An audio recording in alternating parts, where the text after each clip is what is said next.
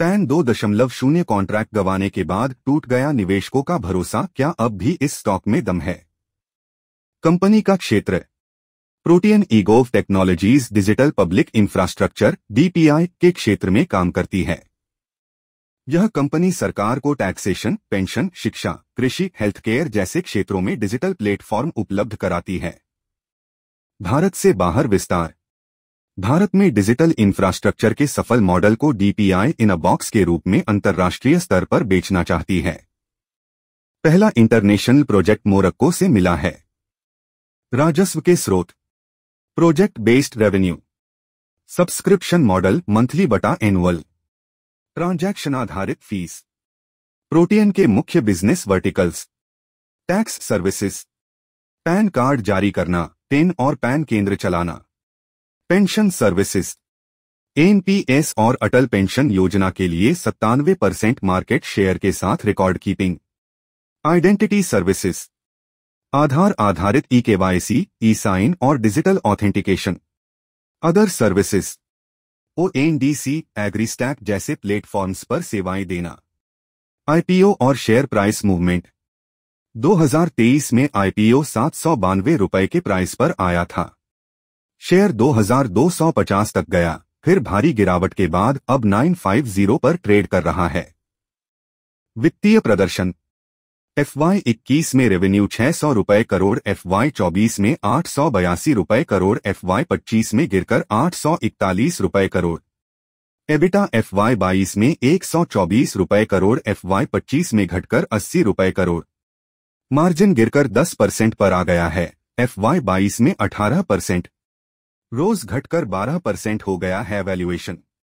पे ratio 41x, FY25 के PAT पर price to book 3.8x, market cap to sales 4.5x।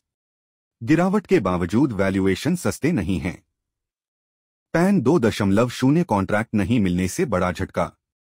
Company को सरकार से नया पैन 2.0 कॉन्ट्रैक्ट नहीं मिला, जिससे बिजनेस मॉडल पर अनिश्चितता बढ़ गई है। यह एक फंडामेंटल इश्यू है, क्योंकि पैन प्रोसेसिंग कंपनी की कमाई का बड़ा हिस्सा है। कंपनी की क्वालिटी में कोई दिक्कत नहीं। कंपनी की पेडिग्री और एग्जीक्यूशन कैपेबिलिटीज अच्छी हैं। अगर पैन का नया कॉन्ट्रैक्ट मिल जाता तो हाई वैल्यूएशन को आसानी से जस्टिफाई किया जा सकता था। नया प्लान जरूरी है। कंपनी को अब नए स्ट्रैटेजिक प्लान पर काम करना होगा, खासकर इंटरनेशनल मार्केट जैसे मोरक्को डील को आगे बढ़ाना। कंपनी की सफाई और मार्केट की प्रतिक्रिया। कंपनी का कहना है कि असर मिनिमल होगा, लेकिन ब्रोकरेज फर्म्स आईसीआईसीआई सिक्योरिटीज, एक्वायरस ने इसे डाउनग्रेड किया। अनुमान अगले 2-3 साल में टैक्स सर्विसेज से राजस्व 75% 100% तक घट सकता है। Technical analysis. टेक्निकल स्ट्रक्चर बिगड़ा। जनवरी 2025 में 1660 रुपए का सपोर्ट टूटने के बाद से लगातार लोअर हाइस और लोअर लोस बन रहे हैं। अब 1480 रुपए से ऊपर टिकने पर ही सुधार की उम्मीद की जा सकती है। जोखिम रिस्क्स। सरकार पर अत्यधिक निर्भरता। टेक्नोलॉजी अपग्रेड नहीं हुआ तो प्रतियोगिता से पिछड़ सकती है। पैन और पेंशन बिजनेस पर ज्यादा फोकस।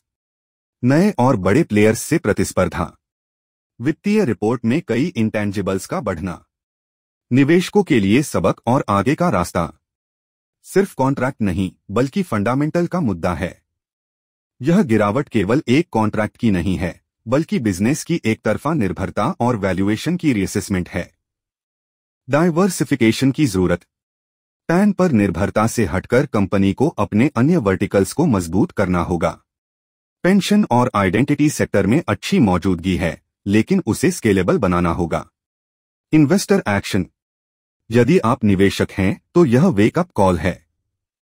कंपनी को यह दिखाना होगा कि उसका फोकस केवल पैन नहीं है।